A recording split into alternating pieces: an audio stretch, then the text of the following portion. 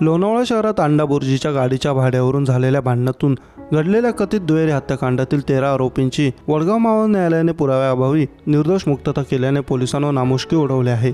या गुन्ह्याच्या तपासादरम्यान पोलिसांनी सापडलेले 2 सांगाडे आणि कथित खून झालेल्या दोघांच्या नातेवाईकांचे DNA जुळले नाहीत। त्यामुळे न झालेल्या खुनाच्या गुन्ह्यात आरोपींना गोवल्याचा बचाव पक्षाचा युक्तिवाद ग्राह्य धरून अतिरिक्त जिल्हा व सत्र न्यायाधीश S पल्लोड यांनी हा निकाल दिला। त्यामुळे बहुचर्चित कथित हत्याकांडाबाबतचे गूढ वाढले आहे। लोणावळ्यातून राजेश भारत पिंपळे वय वर्ष 29 आणि अक्षय उर्फ सोन्या श्रीपाल गायकवाड वय वर्ष 27 दोघे राहणार लोणावळा हे 18 जुलै 2015 पासून बेपत्ता असल्याची तक्रार अक्षयच्या वडिलांनी लोणावळा शहर पोलीस ठाण्यात दिली होती।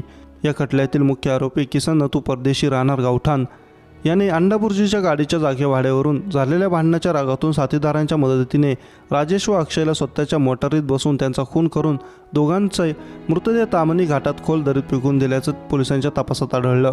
या खटल्यात किसन परदेशी याच्यासह शारदा किसन परदेशी वय वर्ष 49, यास्मिन लतीफ सय्यद वय वर्ष 36, अजय कृष्णन केसी वय वर्ष 22, अश्विन चंद्रकांत शिंदे वय वर्ष 29, सुनील बाबू पाटेकर वय वर्ष 49, विकास उर्फ गोग्या सुरेश गायकवाड वय वर्ष 24, जगदीश उर्फ जग्गू मोरे, सादिक इब्राहिम बंगाली, विनायक उर्फ विनय ढोरे, आकाश सतीश चंडालिया, ब्रिजेश उर्फ बंटी डावरे, सलीम शेख, सुभाष उर्फ महाराज गोविंद धाडगे अशा 14 संशयित आरोपींना अटक करून त्यांच्या विरोधात न्यायालयात आरोपपत्र दाखल केले। बचाव पक्षातर्फे advocate Milind Pawar, advocate Zahid Qureshi, advocate Atul Gaikwad, advocate Aniket Jambhulkar, advocate Suresh Desai, advocate Vinayak Mane, advocate VR Raut, advocate RG Kamble यांनी काम पाहिले। सरकार पक्षातर्फे विशेष सरकारी वकिलांनी 14 साक्षीदारांची साक्ष नोंदवली। पोलिसांना सापडलेले सांगाडे राजेश व अक्षयचे नसल्याचे DNA चाचणी निष्पन्न झाले। त्यामुळे या गुन्ह्यात आरोपींना विनाकारण गोवले असल्याचा युक्तिवाद बचाव पक्षाने न्यायालयात केला। तो ग्राह्य धरून न्यायालयाने सर्व आरोपींची